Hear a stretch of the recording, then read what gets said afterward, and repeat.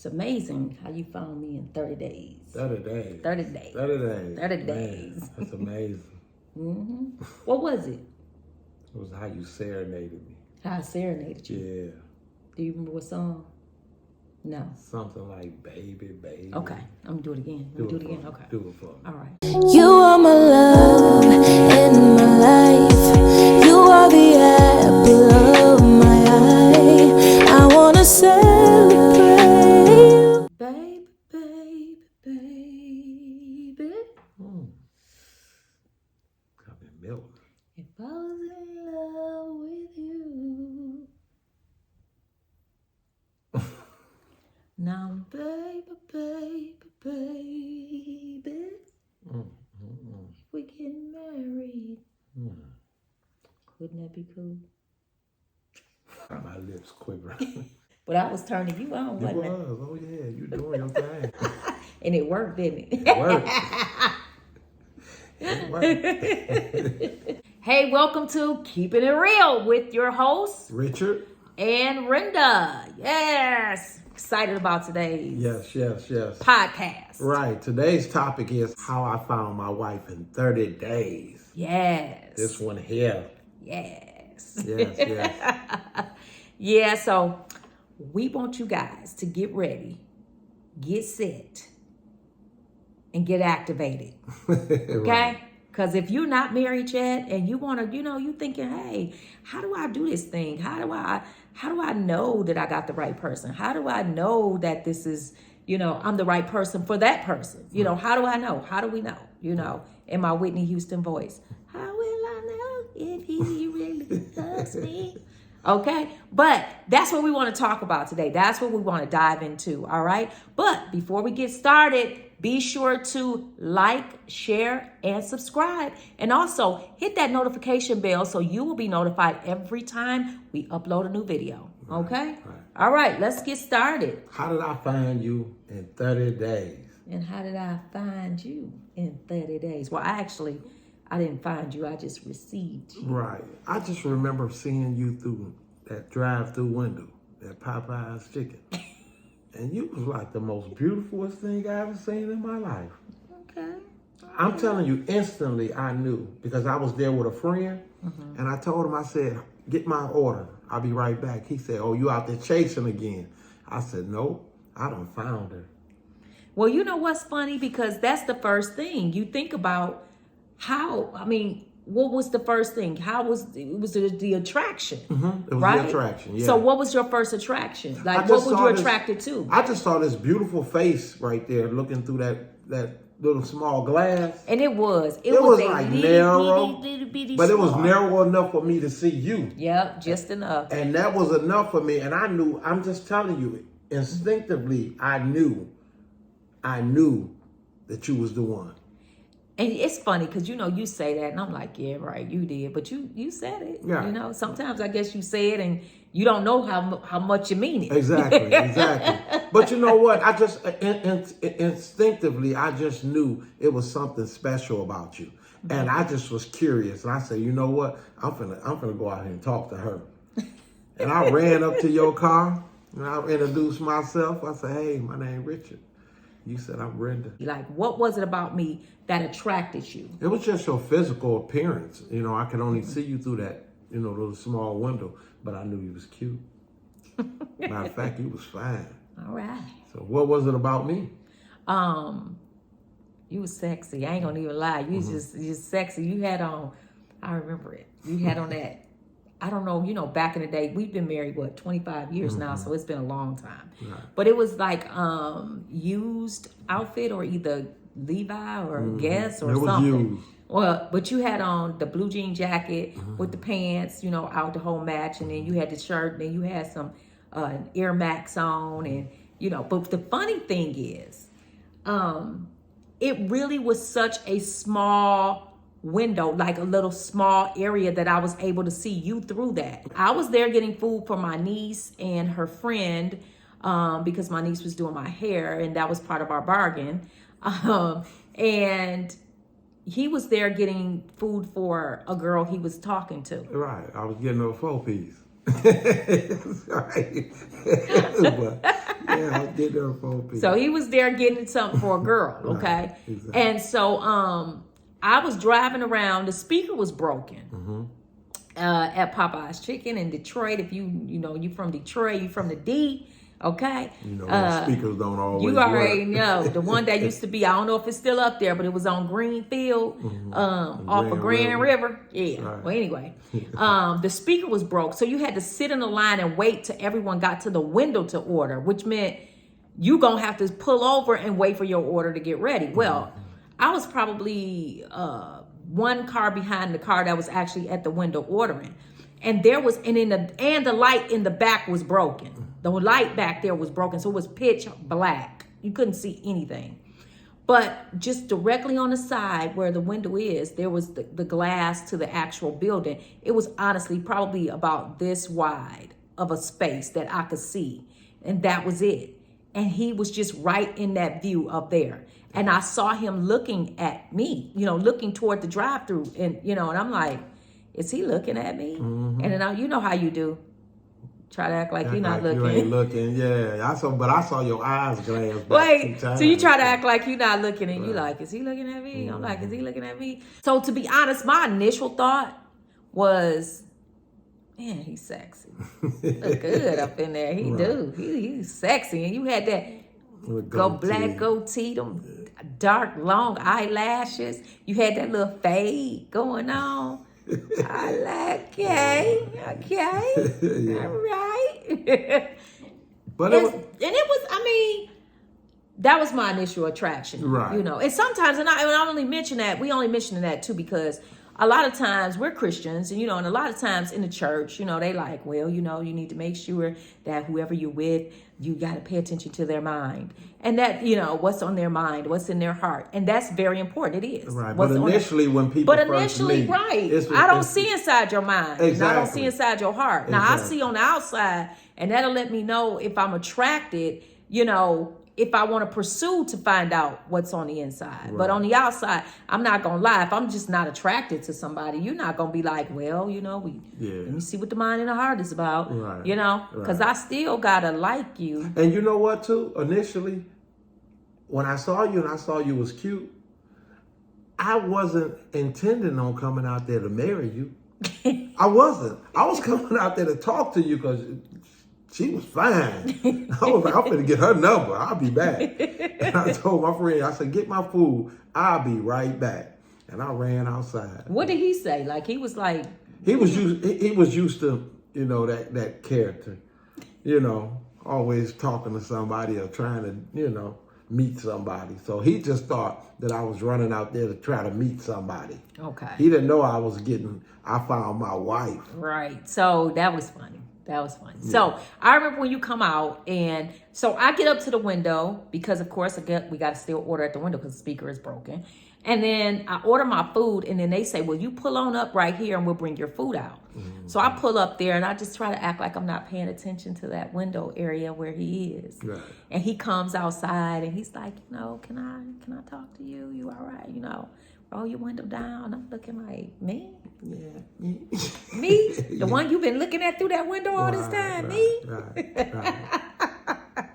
All right, so that first step, that initial step is an attraction. Mm-hmm. So once you got that initial step where you're attracted, mm-hmm. and you got past that initial step of attraction and we begin to talk, what was the thing that continued to draw you to me and me to you? I think it was just immediately, like you say, it was the attraction. But immediately I just sensed something different about you. Oh, wow. I had dated quite a few people in my life and went out with a couple of people, but I had never experienced, it was like a peace about you. There was a sweetness about you. And you look good. I was like, man, I want to see what's going on over here, And then I just started, we just started engaging in some dialogue and conversation mm-hmm. that really drew my interest. Mm-hmm. And then when you started telling me about, you had children and things like that, it just really captivated my thought process at that moment. And it's funny again, going past that first initial attraction and then engaging in a conversation, just within the first good 5 or 10 minutes of a conversation, good 5 or 10 minutes, I can pretty much tell if I'm going to want to go any further with Exactly. that. You know what I mean? Yeah. I could tell that I wanted to go further with that with you, and you could tell that you wanted to go further with that with me. Right. And it was, for me, the reason for me is because, number one, I appreciated you being very honest and very transparent. And you straight up let me know that you had been to jail. I just got out of jail not a year ago, and I'm getting my life together. I'm getting things together, and I started me a little small business, but I'm working on it, and I'm just being honest. I was like, wow, because most often guys are trying to more so impress you. Yeah. So they're just trying to tell you all the good things and where they are and where all of that, but not where they've been. Right. And especially in jail, it was like, oh wow, Right. Now to be honest with you, that was the turning point for me to even want to continue the conversation. Exactly. That was like either I go forward or I fall back. Right, because it's like, wait, but of course but you even told, you just straight up about it. You just straight up told me, and I was like, okay. Well, he was straight up about it. We kind of talked a little bit about what it was, but and I was like, well, I think I want to know more about him. I want to know more about your plans. Was it that you wanted to know about me? Or you wanted to know about my history? I wanted to know about both. Okay. I think you wanted to know about me initially, but anyway. But you are your history. Your history is you. I know. I just like to make you smile. That's all. Anyway. But you know what? After I asked you what was going on with you in your life, and you were actually really honest and upfront too, that you had just come out of a relationship, you had just had a baby. And that you had 3 other daughters, so 4 total. So it was some things there that could have made me run as well. Right, that could have just straight up deterred you. Exactly. But it didn't. Well, actually, hearing that from you was like God speaking to me, because I had previously asked God. I said, God, if you give me a wife and 4 children, I said, I will love them and never leave them. And here my wife came driving up, and she told me she had 4 kids already. So we was already set. We was already in accordance to my prayer. Right. So that was enough. And then talking to you was intriguing. Okay. Yeah. And that was good. And you know what? It was cool because, and you also told me about, you had a son. I had a son. Right. And so it was like, okay. So, we got past that part, and then you asked if you could, get my number. Right. Them digits. And I'm like, okay, so I like to take this, conversation. I'd like to expand on it. So I would love to do that. And so that's what we did. And we began to talk and talk and talk. Okay, so after that initial attraction, and then we engaged in conversation, and then we engaged in exchanging of numbers, contact, communication information. Then it was like broad and, it was expanding. Right. So we was digging a little deeper and trying to really get to know one another. Right. And so, because once you see someone, you meet someone initially, you meet them, and it's kind of like, okay. And then it's like, it might be that excitement there that, he was sexy. I mean, he just looked sexy and looked good. Right. And I'm going to put a picture up here. You see that picture up there in that corner over there? Yeah, that's how he looks. He look like that. Like that there? He look like that there. You see that other picture up there? Yeah. He look like that there. And so he was fine, baby. Right. Fine. Right. And so, at any rate. So that's what, you see that, and then you think, okay, now was I really just, distracted by how well he looked and how good he looked and how sexy he was? Do he still look like that? Or was I really just tripping? Because I was excited. Like, what was it?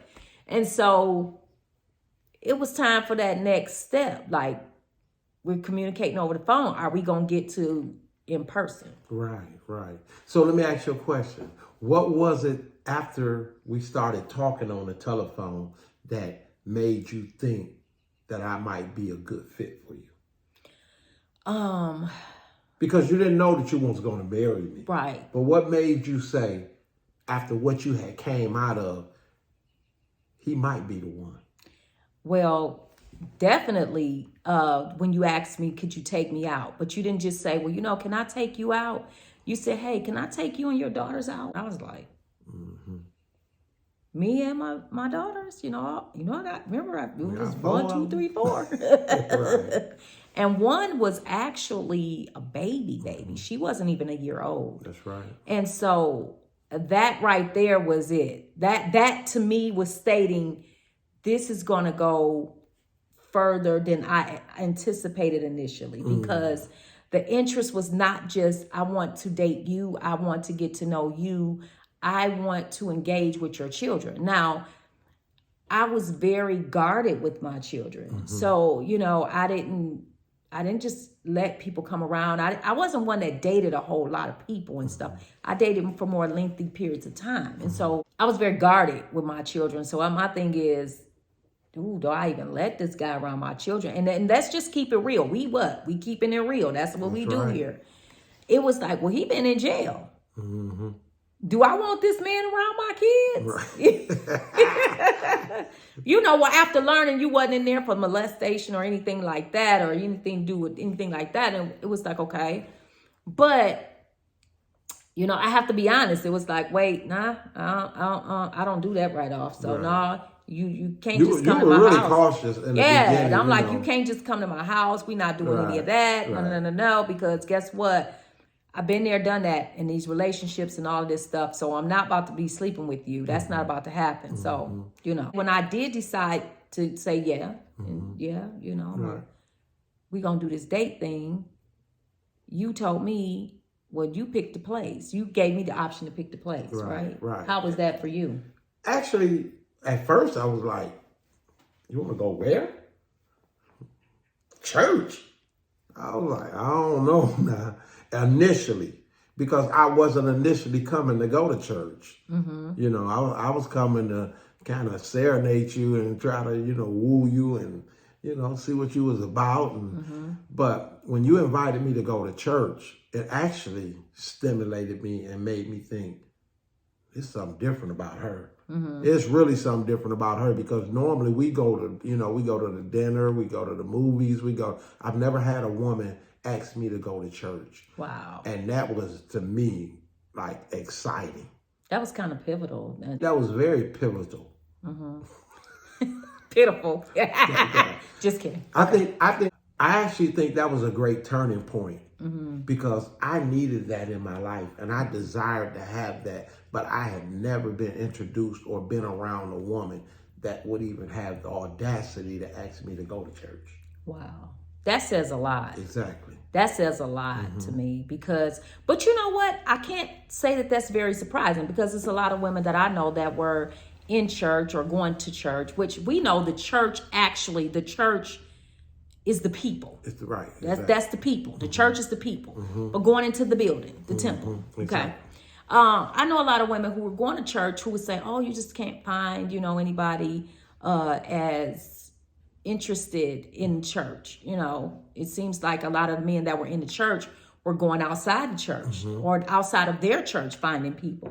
They weren't really finding people within their church. Now, the funny thing about that is years ago, I went to something, it was like a singles thing, but they set it up where the single men, they had a variety. It was single men, married men, and all that, but they were church-going guys. They were supposed to be Christian guys.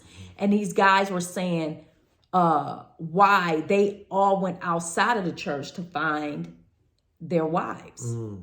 They didn't find their wives at the church that they attended, why they went outside of that. And I thought that was very interesting. And they were saying that they found their wives outside of the church because, when it came to the bedroom, they wanted a freak. They didn't want a saved woman in the bed. That's not what they were saying. Well, what they say? How did they say it? Then tell me how they because say you it. can be very explorative in the bedroom and still be saved and have fun and do all of that. But I think their thought process was They didn't want anybody who felt like they were holier than thou and could not, loosen up in the bedroom. Oh, okay. So but they wanted somebody saved. They wanted them screaming, but not hallelujah.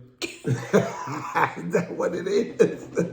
They wanted them screaming, but they didn't want to hear hallelujah or something. That's crazy. What's wrong with even saying hallelujah if you are screaming in the bedroom with your husband and your wife? And, well, if he ain't saved, it might scare him. So at any rate, we're going to get back on topic. Okay. So, so at any rate, that's what they were saying. But I think a lot of women that I'd known hadn't even thought to invite the men to church. They really didn't, because they just assumed that it would be someone already within the church. Right. Instead of saying, you know what, I'm going to invite somebody that's not in the church to go to church and see what happens. And so to hear that from you was, it was interesting to hear that no one had ever invited you to church. Nobody had ever invited me to church. And to just imagine, in about a week and a half, I was really taken by you. I was actually infatuated. Wow. Yeah, I mean, I had never experienced what I experienced with you with any other woman. I've liked other women, but I was thinking to myself, I could love her. Wow. She got it going on. Okay. You have some qualities about you. Now, naturally, we all come with baggage. We come with flaws. But you have some characteristics and qualities about you that was inviting and was drawing me to you. And it was like new and exciting. I wasn't used to old stale and old. It was new and exciting. Right. And it really caught my interest. And that's what really, gravitated my heart towards you. I think for me too, the thing was, let's say within that week and a half, that first week and a half, to be honest, I found myself somewhat, smitten with you as well, but it scared me because I was saying, I just come out of a 7-year situationship from hell. Okay. I had already told God, had a conversation with God prior to you and I getting together. And I said, God, if it's just going to be you and I and the girls, that's fine with me, And I wasn't trying to sound deep and all that and just, real Mary Martha-ish. Right. I just really was being honest. Like, God, I'm so, that last 7 years tore my behind out the frame. So, no. Emotionally, physically, all of that. It just really did. So I was like, if it's just going to be us, then it'll just be us, and I'll have to be okay with that. And I meant that. But God, thank God. God was like, girl, I got you. Right. Baby, I got you. Daughter, I got you. You ain't got to worry about it. It's going to be me and you. It's going to be me, you, and him. Right. But I got you. And so I'm grateful for that. But I was, at that time, I was really afraid. And how you were so you felt so natural and so comfortable, and just, you made me feel safe from the moment we got together.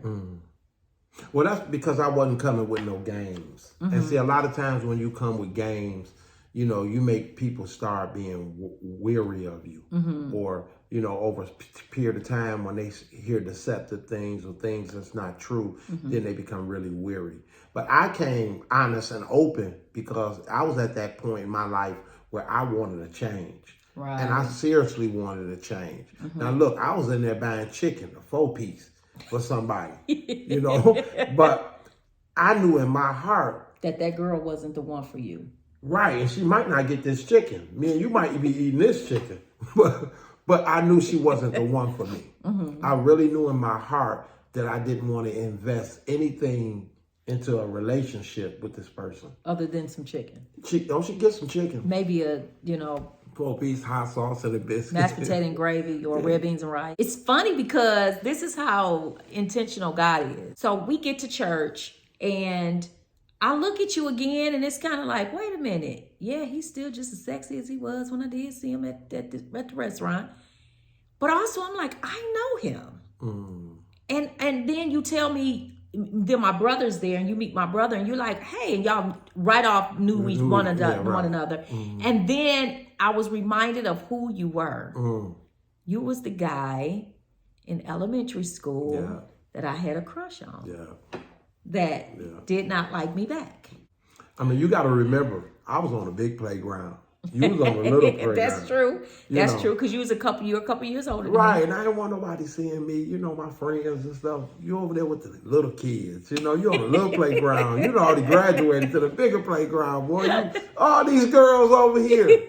So I really didn't notice you then. Of course. Of course. And rightfully so. Rightfully so. And back then you were a hot mess, so I didn't. Oh my God. So you know what? I was hidden in plain sight. Yeah, exactly. Yeah, no, God was covering you. Right. God was like, "No, baby, not yet." Yeah, you was about to get on that list.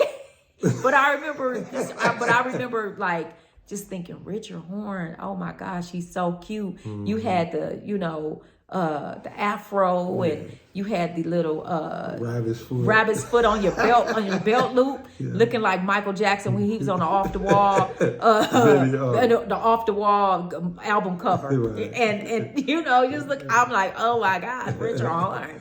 And so God knew what he was doing. It's so funny because God could see us all back then, and then God can see us all right now and go, you know what? So God, like, don't worry. I got you, Renda. I got you in 1999. Right. Okay? I got you, baby. So at any rate, that was interesting. That was interesting. Now, and you meet the girls at church. Yeah. Now that was, to me first, it was kind of scary. Because I was like, well, their mama like me, but the kids might not, I thought they might reject me, And so I was kind of fearful. I was, unsure of what to expect. And I have to say gladly, I have to happily say, they welcomed me as a stranger. Right. But they were very polite, very mannerable young ladies, and they were real nice. And I was actually shocked because I was expecting for them to be just like 4 of them, just running around and, just all over the place. But they was real respectful. They was nice. They was decent. They was dressed nice. Their hair was combed. They spoke well. I mean, I was expecting, what up, though? Hey, how you doing? They was nice and quiet and peaceful. And that was, I like that. So why didn't that turn you off, just knowing that I had 4 children? 4. As strange as this sounds. 4. As strange as with 2 baby daddies. As strange as this sounds, I needed 4. And I needed you. Internally, I knew that. Externally, I didn't. Externally, I probably wanted to keep doing what I was doing and on that road of self-destruction. But internally, I think I connected with that because I desired to have that. You got to understand where I came from. I didn't ever have that family structure. I don't remember having, like deep conversations in a family structure, or like us doing a whole lot of activities with each other. And, from the age of 12, I became homeless. So I went straight into, street life, thugging. And you were on the street by yourself. I was on my street. I was totally on the street. You weren't like homeless with were you homeless with you wasn't homeless with your family. No, I was homeless by myself, sleeping in abandoned buildings and sleeping in parked cars, in vacant garages, on top of flat buildings, on the rooftops in the winter when the weather permitted. So it was just like, I just had never had that family structure. And it didn't intimidate me. It actually drew me in. Wow. I really desired to have a family in my life. And internally, I knew I needed to have a family. I think it's very important that, to note that we were both at this time had a relationship with God. Okay. Yours not as intimate, not as close, but I really had a relationship with God and an intimate relationship with God, to where, it was personal, one-on-one, it was me and God and the girls. And I had prayed a prayer. And I had prayed a prayer and I said, Lord, you know, if it's just me, you and the girls, and that's just how it's going to be from here on out, so be it. I love you. I'm going to do what I need to do, because I had been strayed away from you and doing my own thing and trying to make my own choices. And that turned out terrible. And, but I did pray. I said, Lord, I don't want my children to have a life where they don't have their father, you know, close with them. Now, I had 2 different baby daddies. So the thing was, the relationships were damaged, were very, very damaged. And so the kids were not really as close with the fathers. I didn't want my children to deal with what I dealt with you know, growing up in a single parent home. And God is so good that was, you know, he structured that just right. He structured that just right. You know, what are the odds that I will be there with these 4 kids, and you are praying, you know, while God was getting you together over here, you're asking for these 4 kids, you know, and you already had a son, but you're asking for a family of at least 4. And, you know, I had 4 daughters. I didn't have a son, and I was like welcoming to a son. So it was like, it was cool, you know. And however, I just got cold feet. About 2 weeks in, I started seeing how wonderful things were going, and were going so well. But instead of me going, oh, wow, this is great, it's all working out, it was like, wait a minute. What if this is all working out. What if he's a failure? Well, no, you know what? I didn't think more about that with you. I didn't. I could see your consistency. I could see how much you engaged with the girls, and really, I could see how much the girls adored you. They came right on in and adored you. And, you know, I just, that the bonds that were being, you know, structured at that time, it was scary, because it was like, how is this going, you know, how is this happening so organically with you and the girls and myself, and it's in the bond and Brandon, and it's happening so organically and so real and so fast, and that bond wasn't even there with their biological fathers.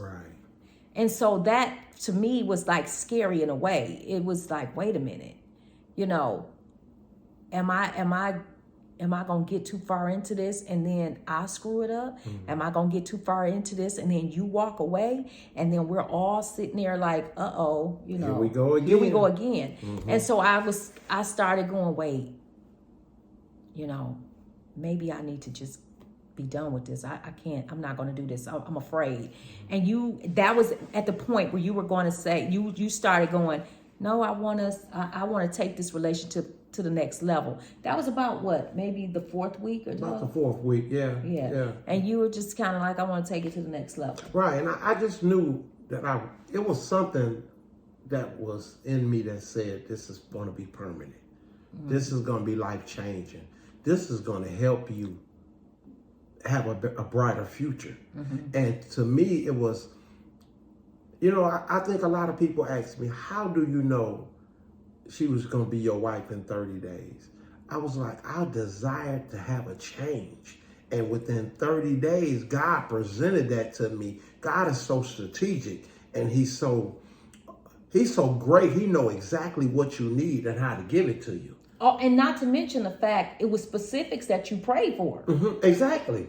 Right. That's the thing. So you could say, okay, God, I'm gonna trust you, but I'm also gonna see some of these things in this person that I was specific in praying for. Exactly. And that's what I mean about God being strategic. You know, who would have ever thought that me and you both will be going to a place, a destination, with all the issues that we have faced in our lives, only to come together for God to unite us. Wow. And then the thing is too, you know, honestly, for me, it was like just to see the chemistry between us. Yeah. The organic chemistry with us as a couple and with us as a family. And I remember just thinking, I don't know. And I remember you invited me over for dinner one night. And what was your intentions when you invited me over for dinner? Oh, can I be transparent? Can we keep it real? Let's keep it real. All right, I was going to feed you and then feed you. That's what I was trying to do. I was trying to do what I was used to doing. But you wasn't allowing that, okay? I actually was going to feed you physically, and then I was going to feed you a little more. But that was my intention. Mm-hmm. It wasn't really to fall in love with you. Mm-hmm. But you were kind of already there in a way. I was gradually coming over there, and I was real interested in getting to know you deeper, because I was real surface and shallow. Right. And that's one thing you got to realize in dealing with people is you have to find out where they are, what their motives are, because some people are very shallow. Now we'll tell you what you want to hear. We'll tell you all those good things. But it takes a little more time, a little more conversation to dig a little deeper and see what their real intentions are. Right. And also it takes to witness the actions, that pairs up. Does the action pair up with the words? Exactly. And so it was probably maybe about week 3 that you were just kind of like, I'm really feeling it. You're not true enough. Okay, you wanted to feed me and you wanted to feed me. Yeah, right. But I was like, no, you're not gonna do that. You ain't gonna do that. No, you're not gonna feed me and feed me. You're gonna feed me. Right. But if you want to feed me, then feed me, then you're gonna have to feed me spiritually as well. Right. Come on now. Right. And you're gonna have to commit. Mm-hmm. And so I remember coming over. You invited me over for dinner. Do you remember that night? I vaguely. Okay. I remember stuff vaguely. But at any rate, yeah. You invited me over for dinner, and I was so reluctant. And remember, I was so reluctant, and you just pressed me. And I said, okay, I'm going to come. Right. So I want to go over there after work one night and one evening, and you were like ready, want to cook. And I was so guarded that I was even like, I'm not eating that food. I don't know. What if he put something in that food? I don't know. I just started getting real crazy with it. And but I remember you saying, you were like, listen, I really want to, I really want to take our relationship to the next level. And I'm actually, he said, you was like, I'm falling in love with you. Mm-hmm. And I was like, run the other way. This is not going to work out. It's not going to be good. Right. Because I was just like, I had walls up, and I was really trying to, it was a defense mechanism. And it's just kind of like, maybe if I let him know some of my flaws, or maybe if I let him know some of the issues, then he'll run away now, and I don't have to fall so deeply in love, and then he run away later. And so I started to kind of tell you like, no, you want to just go ahead, and you don't want no part of this, and da-da-da-da-da. As I'm trying to convince you to just end the relationship and, before it blossoms even more, you like, no, then you just stop me and you just like, let me ask you a question. I remember that too. I said, do you love God? And I'm like, yeah, like, don't insult me. Of course I love God. I said, you think God love you? And then I got a little bit offended, a little bit more offended. I'm like, of course God love me. What do you mean? Do God love me? I'm his favorite child. But yeah, of course, I'm like, yeah. Right. Then I asked you, I said, how do you know God is not using me to love you? And I was like, okay. Gotcha. Got me. Mm-hmm. I'm like, wow. And you got me. And you got me with that question. And I had to think about it. I had to consider it. You said, how do you know God doesn't want to love you through me? Right. And I had to think about it like, what? Right. And it was like, yeah, that shut my whole plan down. The whole thing was done. And you know how I know that was God? How? Because I wasn't that deep. Exactly. I'm serious. I wasn't that deep. Mm-hmm. But that was, that was really nothing but God orchestrating that whole conversation and those answers that you needed to hear and what I needed to hear. That's true. And I would say this too. What was interesting about that was the fact that after that, I just felt like, you was like, listen, I know you've gone through a lot. I understand that.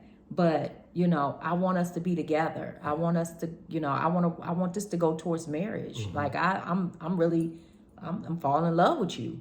And you're like, and I love your kids. I love the girls, and I was like, huh? Then my thing from that point on was more so, okay, I want to see how you how you prove this. You know what I mean? I want to see what your actions say, not just what you're saying. Exactly. And so at that point, it was like, okay, let's see what happens. And from that point on, baby.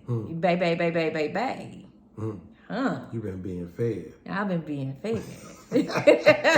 I think the one situation that solidified it for us both that we really knew, I know for me that I was like, oh yeah, he loved me. Right. He loved me. Oh, I know. Was I remember that. What was it? I came over your house one day and your basement had flooded. And I had my new Air Max on. Brand new. I just took them out the box. You know, you're trying to come up, trying to show off. You sharp that day, sharp too. that day. Sexy self. I walked in the door and straight to a problem. She's like, my basement flooded. I was like, your basement flooded? Let me see. Let me go down here.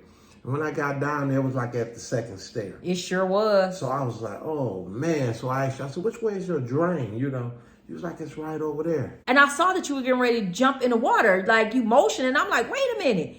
Wait, did you want to go change your clothes or something first? Or you want to go go home and change it? He was like, no, I got it. No, this water going to keep rising if I don't, take care of it right now. Right. And you leaped on in that water with your sharp outfit on, them brand new shoes, and you unstopped the drain, and then you started taking all the wet stuff out, and I was like, yeah, okay, I had to get you, girl. Okay. Yeah, I was trying. Boy. I was like, I ain't gonna even lie. I was like, cause them shoes were brand new. I was like, wow. But I was like, yeah. So to answer your question, that's how I found my wife in 30 days. But I got a question for you. That was it. I ain't gonna lie though. That was it. I was like, yep, we it. And somebody might say that's so superficial because he messed up some shoes. Who cares? It wasn't the shoes. It was actually he anticipated my need and he met it. Oh, that's good. He anticipated my need and he met it. And I think that's all. I think that's good. Awesome. What you just said.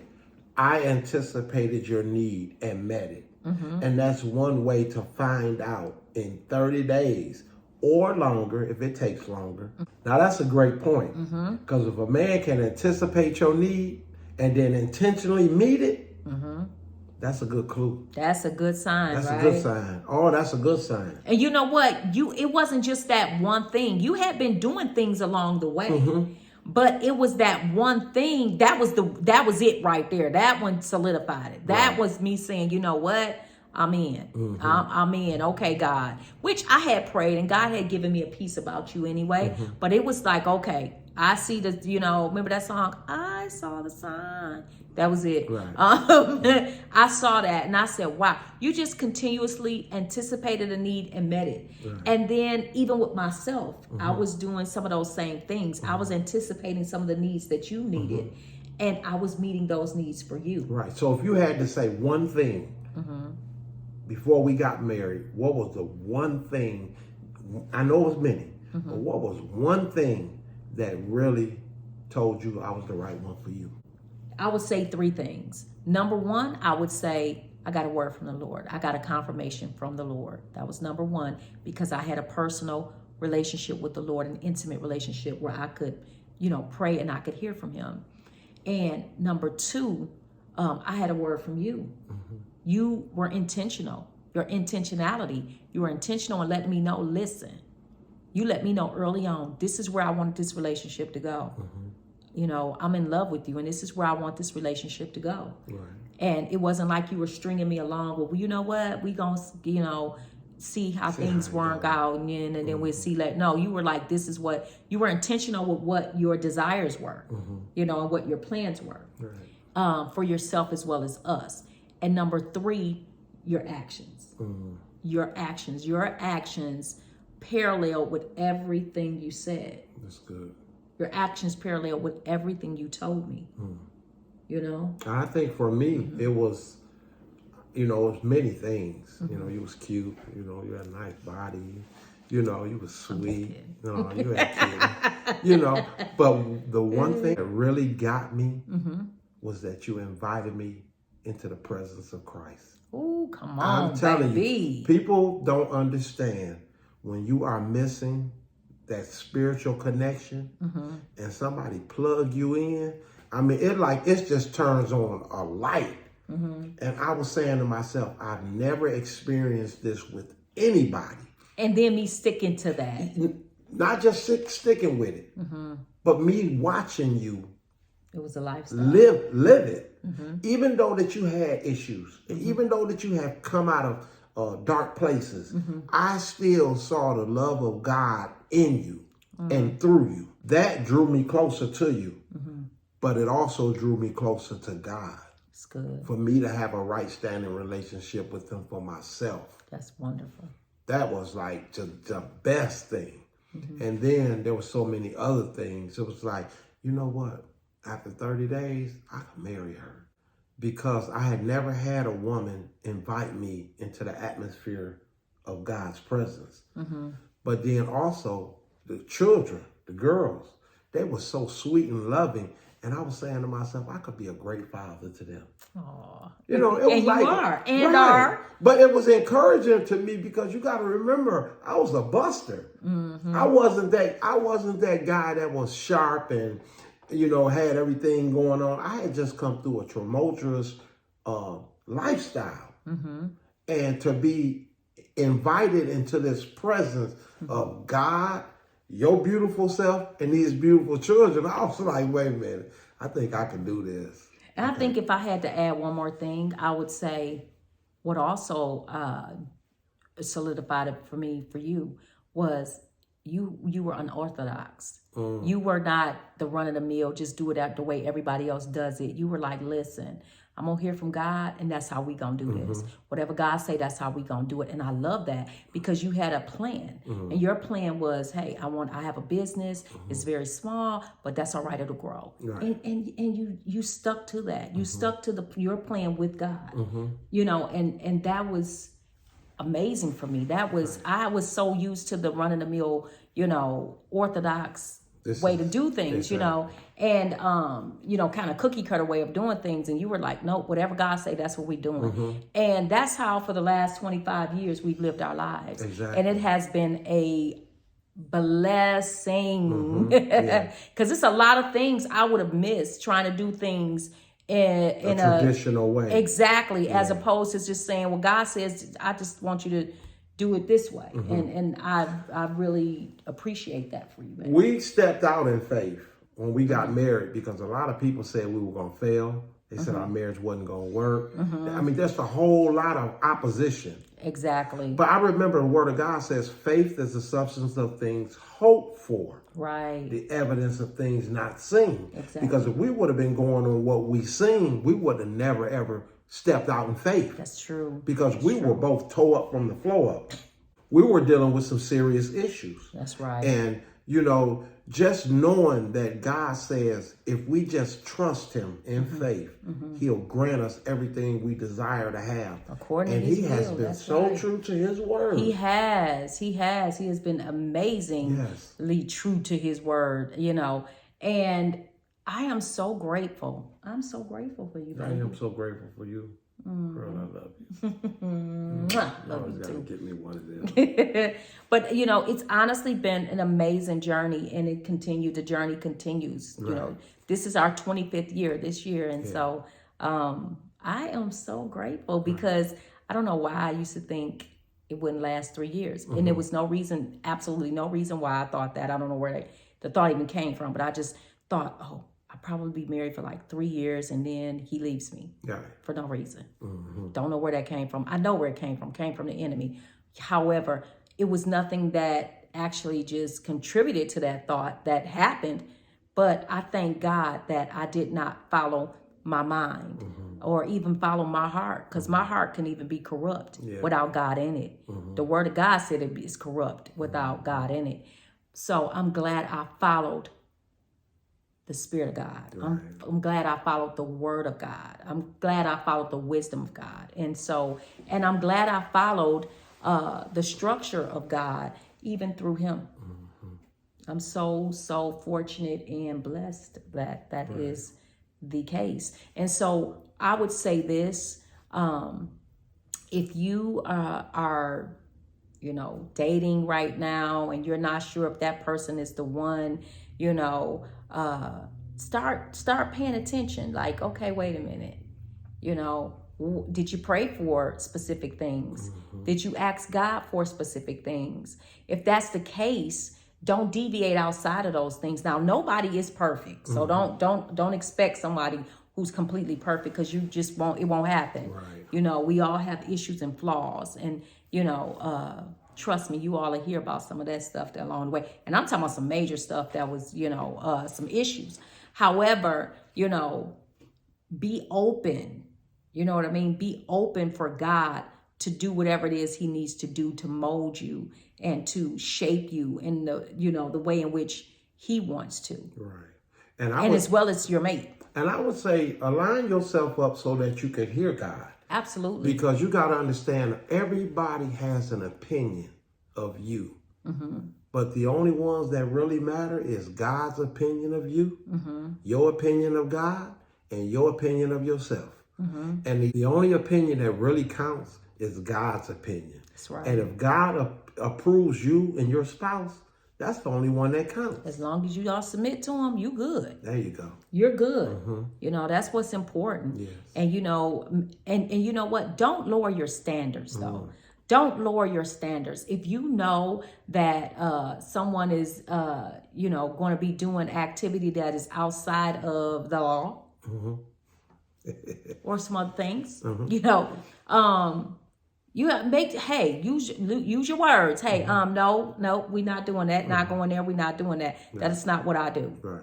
You know, and I say that because sometimes, you know, when you got somebody who's used to living a certain type of way, or even kind of raggedy life, and that's all they know. Sometimes it just takes you saying, no, that's not how I live. That's not how I'm going to live. This is how I live. This is how I continue to live. And if this is the way, if you really want me, you will change that.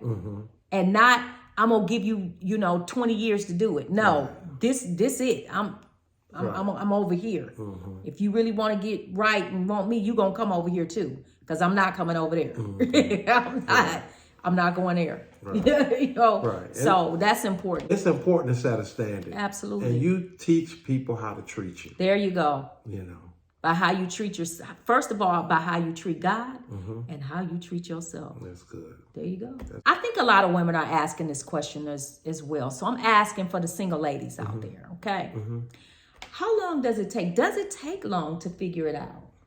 No, it doesn't. And I'm saying just keeping it real, right. You know, does it take long? Because sometimes men will kind of be, you know, well, we just gonna see how this go. We already know if it's a situation where they're with someone else and they're saying, well, we gonna see how it go before I cross over with you. Well, evidently it ain't that bad, because if it's bad enough, he won't be with that person before he pursuing you. No, don't even do it. Right. But how long would you say it takes? I mean, I know you can't put a date on it, but do a lot of men string a lot of women along? Oh, yeah. Yeah. Okay. Because a lot of men don't really value commitment.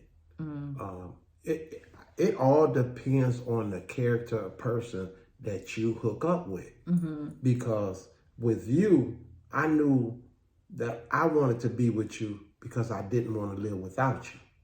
So it was a totally different feeling. Because you have lived with other people before. I have lived with many other women. I have had many girlfriends. And I can live with them, but I surely could live without them. You are the only woman that I just could not live without. And it always was present. And then it grew because I wanted to make sure that you was taken care of. I'm making sure that everything you needed, you had. I wanted to meet you halfway and then go past halfway. Come on, baby. You know, I wanted to make sure. You want me to meet all the way. I want to meet you all the way and make sure everything that you need, you have. And that to me was a clue that you was the one, because I had never done that with another woman. Wow. You are the only woman I can honestly say that I think about every day before I think about myself. You know what? And I want to add one thing to that list, because I said 3 things. Number 4, you made me feel safe. You've always made me feel safe. You made me feel safe even in the beginning. You just made me feel safe. You made the girls feel safe. And I love that right there. That was it. That was confirmation that day when you jumped in that water and that flood, my basement flooded, and you jumped in that water, you was like, no, I'm here to save the day. Right. I'm here to save my bae. But you know what? You made me feel honored. Come on. Because I was broke as a joke. And you still honored me. Yeah. I'm a billionaire now. And That's you right. still honor me. But my point is, it had nothing to do with what I had financially. Right. It had everything to do with what you saw in me. Right. I just knew. God let me know who you were, Right. and what he was going to do through you. He just told me, listen, it's going to take some time to do some things in him, but I'm actually going to do some things in him, and I'm going to do some things through you two together. But it don't have to take as long as you think it will. Exactly. You know, because it didn't, Exactly. you know. And so for that, I am very grateful. And I've always, of course, honored you. It didn't matter if you had $10 or 10 million. You know, you're still who you are. Exactly. You're still priceless to me. But that's a very good characteristic to display to somebody that you really care about. Because what it does is it doesn't challenge them. It doesn't challenge their manhood. It doesn't challenge where they are, or where it doesn't challenge the position in life they are in right now. It's like, let's hold hands, baby, and let's go do this together. And we built it together. Let's Exactly. build together. Right. Sometimes I think that's the one thing that I don't really understand about this generation. And I say this, don't get me wrong. Now let me just be real. Back in the day, way before him, I was out there. I was, you know, a sack chaser. It was about getting with a guy who was really, you know, had a lot of money. Now, it didn't mean that I was just want the money, because I was not that one who could really just be with a guy who I didn't like. I had to like him, you know? And so I wasn't about getting with a guy, sleeping with him, getting the money and going. I was that one that I did like that he had the money, but I had to like you. You know what I mean? Right. And so when it came to us, you know, fast forward all those many, many years, and it came to us, it wasn't about, you know, chasing your bag or anything like that. It was about building with you. You know, you didn't want nobody who you just want to chill with. You want to build with. Exactly. That's So that was, you know, and I know you told me that line before, but it was true. It was true on both of our, you know, behalves. And so that was important to me, that we were building things together too. It was, this generation I know is more of a, I need you to, you know, have 12 figures right now, you know, but that's not always really as realistic as it can appear to be, say through the eyes of social media and all that stuff now. Sometimes you have to really build together. So that's how he found his wife in 30 days. And we got married about 2 weeks later after that. So we basically were together for about 6 weeks. And then we got married. So it's doable. It's absolutely It's doable. But absolutely. you really, to do it as fast as we did it, you got to know that that was nothing but God. It's got to be God. Now, we would not encourage people to just run out and get married. Exactly. We're not saying that. Right. This is what worked for us. This is how God set things up for us, you know. Right. However, there were some things in that 6 weeks that he confirmed. Absolutely. And quite a few things. Quite a few things. And I think in your relationships, if you listen to him, he'll confirm to you as well. Right. And you want to do it on his timing, though. You do want to do that. Thank you so much for joining us for our Keeping It Real podcast with your hosts, Richard and Renda. And make sure you like, share, subscribe, and hit that notification bell so you can be notified every time we upload a new video. So we thank you so much. Thank you so and we much. will see you next time on Keeping It Real. Bye-bye.